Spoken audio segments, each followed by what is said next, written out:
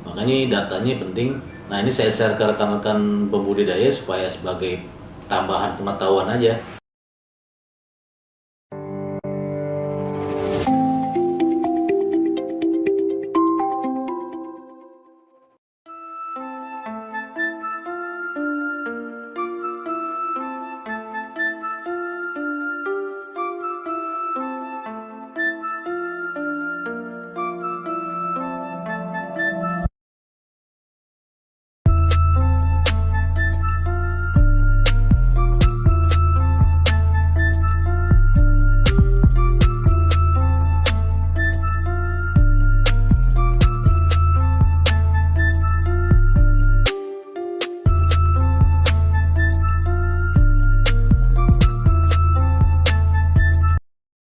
Selamat sore, Assalamualaikum warahmatullahi wabarakatuh, sahabat bisnis Bumi Wirasta di seluruh dunia, terutama di Indonesia, Pulau Jawa, Bali. Apa kabar semuanya?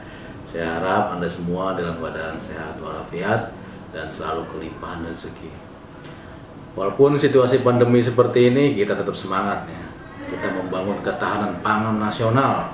Bagaimana kita meningkatkan produktivitas ikan atau udang yang kita budidayakan.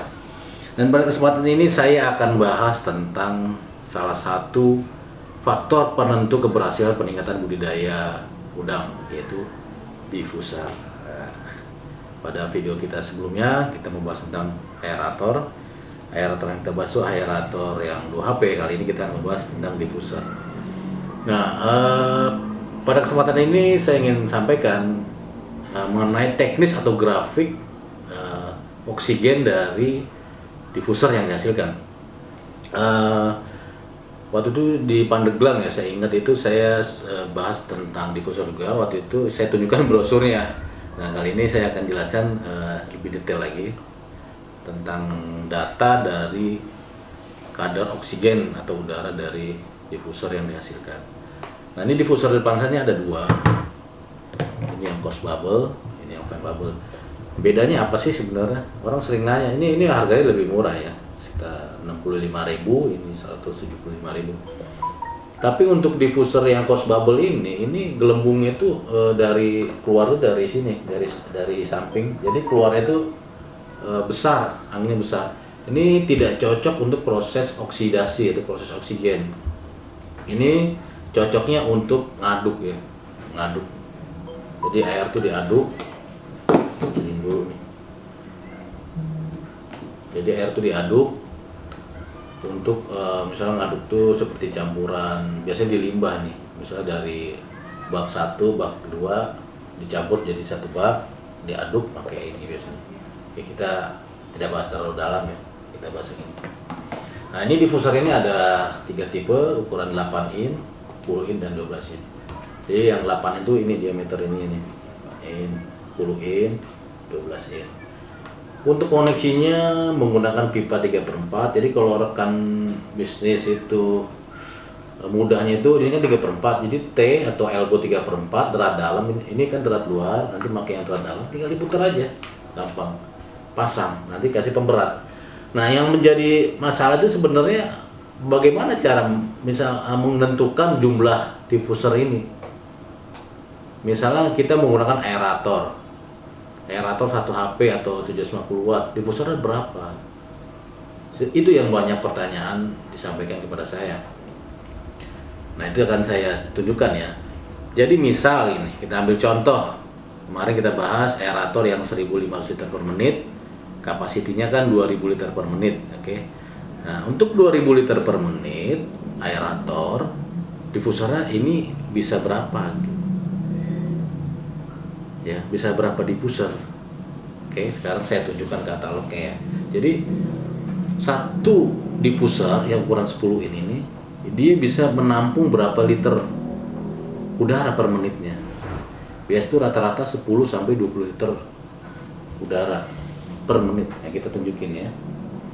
Kita lihat katalognya. Katalognya PT Bumi Wirasta Sejahtera Spesialis Water Treatment Equipment. Ini diffusernya mereknya BWS ya. Yang 8, 10, 12, ini yang 6 in. Oke, kita bahas yang 10 in ya. Oke. Nah, diffuser ini bahannya itu membran yang hitamnya yang hitam ini itu membran karet, karetnya sejenis EPDM. Jadi kelas karet itu ada NBR, EPDM, ada Viton. Itu yang paling mahal tuh Viton, di tengah-tengah EPDM. Yang paling murah tuh NBR, itu karet biasa itu biasanya karet ban itu yang kayak gitu. Kalau karet itu dia pada saat dia ini kan ditiup dia melendung. Biasanya di sini ada pori-porinya tuh, lama-lama pori-porinya tuh tambah besar. Nah, nanti anginnya bukannya kalau udah porinya besar, anginnya malah gelembungnya besar-besar gitu kan. Terus yang kedua, Pak, ini banyak yang nanya juga ini bagaimana kalau ada lumpur? Justru ini paling mudah. Kalau ada lumpur ditembak itu lumpurnya langsung buyar gitu. Jadi nggak perlu disikat-sikat lagi. Kan kalau di batu erasi itu disikat-sikat, gitu, kadang-kadang mampet. Ini nggak pernah mampet. Ya, low resistance loss kan. Low resistance loss, jadi anti clogging, anti backflow kan.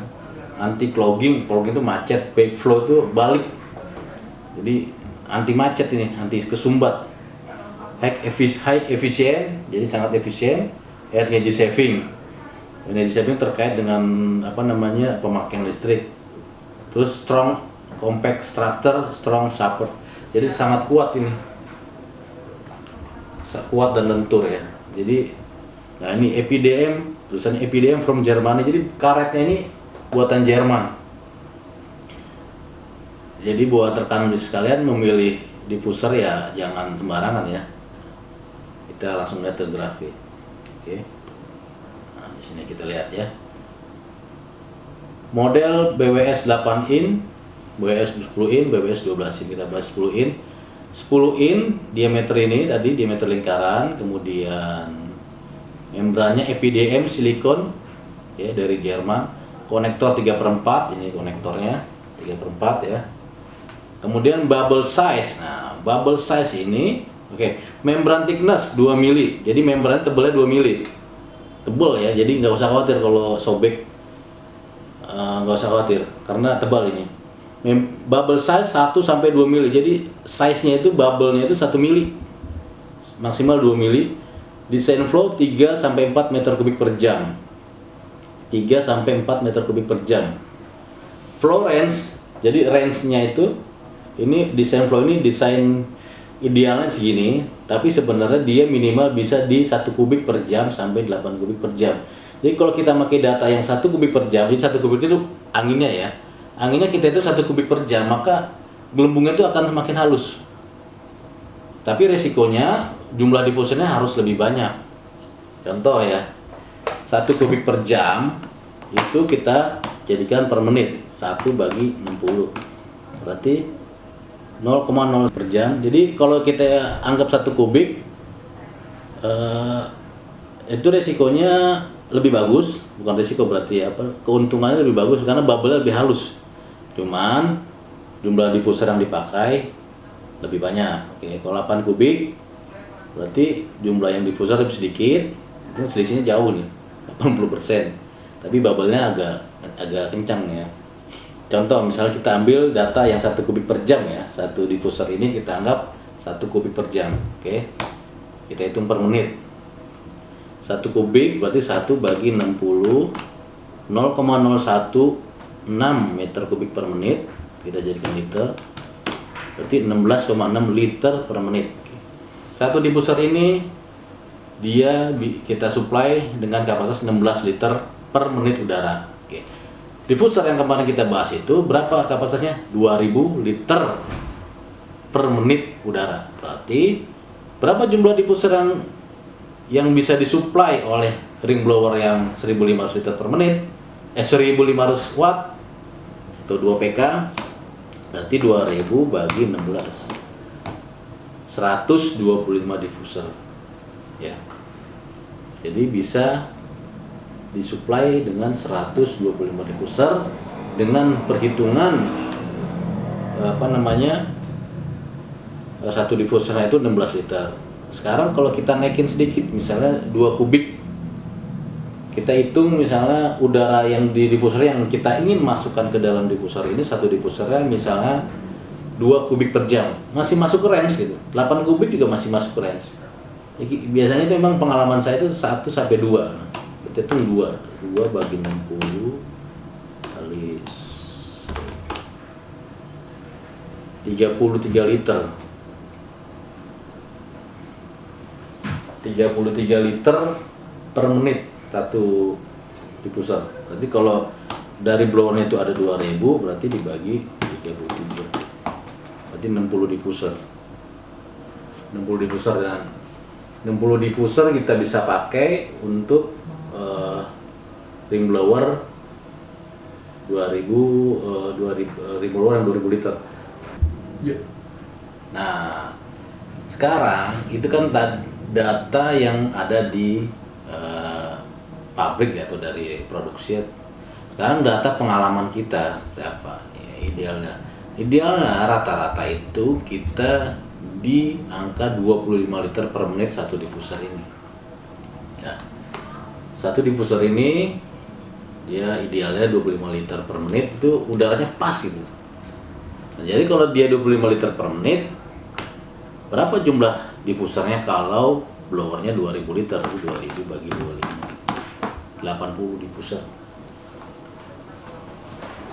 Jadi Anda bisa beli ring blower 1500 liter per menit dan 80 diffuser.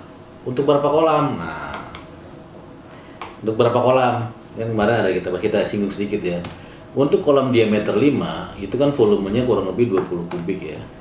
20 kubik itu kita bagi per 1,5 meter. Jadi 13. Untuk kolam diameter 5, 13 diffuser. Atau minim-minim ya 10 lah. Minim-minim 10 diffuser. Jadi kalau 10 diffuser itu berarti 10 kali 8 kolam. Jadi untuk diameter 5 bisa menggunakan ring blower 1500 watt, satu kolamnya 10 diffuser, totalnya 8 kolam. Tapi saya juga pernah menghitungkan sampai 10 kolam itu pernah. Kalau diirit tadi kan, makanya tadi datanya kan ada data minimal 1 kubik. Kalau misalnya kita pepet lagi volume udaranya per diffuser itu bisa 12 kolam diameter 5. Satu kolam yang bisa diisi 1 kubiknya kita 120 sampai 150 ikan sampai panen. Nah, sekarang kita lanjut ya, baca ini. SOTE ini apa namanya? Supply Oxygen Transfer Efficiency. Supply Oxygen Transfer Efficiency. Jadi efisiensinya itu berapa persen dari udara yang ada. Ini rumus umum ya, standar. Itu kurang lebih 38% itu adalah oksigen. Nah, ini ada 6 meter submerged. Jadi pada kedalaman 6 meter oksigennya itu 38%. Jadi sebenarnya semakin ini ditaruh semakin dalam, dia akan semakin banyak gitu kan. Nah, di sini ada SOTR, ini kan 0,45 kg O2 per jam. Ini transfernya ini udaranya sekitar 0,45 kg O2 per hour. Ada head loss, ada service area, ini service areanya. Nah, ini yang tadi saya bilang, satu diffuser itu dia bisa mensuplai dalam artian udara ya, itu 1 meter persegi. Dan satu service area ini, satu diffuser 1 meter persegi.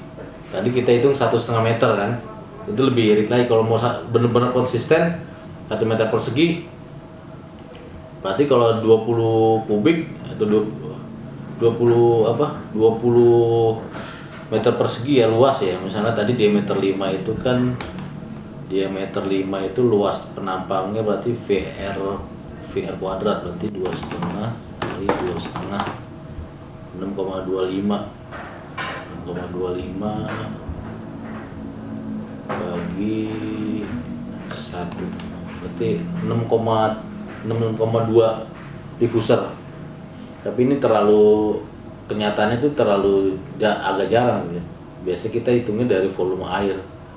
Tapi kalau dari volume service area luas penampang itu ya 6 diffuser. Kemudian kita lanjut lagi di Nah, ini dia SOTR. Standar Oxygen Transfer Rate. Nah, ini standar Oxygen Transfer Rate. Nah, ya, kita lihat ini persentase 10, ini Oxygen Transfer Rate-nya 10 sampai 60%. Ini ketinggiannya 10 meter. Ini DN, nah ini yang 8 in, ini yang 10 in. Coba lihat. Dia kalau yang 10 in ya, yang ini ya, 1, 2, 3 sampai 8. Pada ketinggian 4 meter, oksigen transfer rate-nya berapa persen ini? 20%.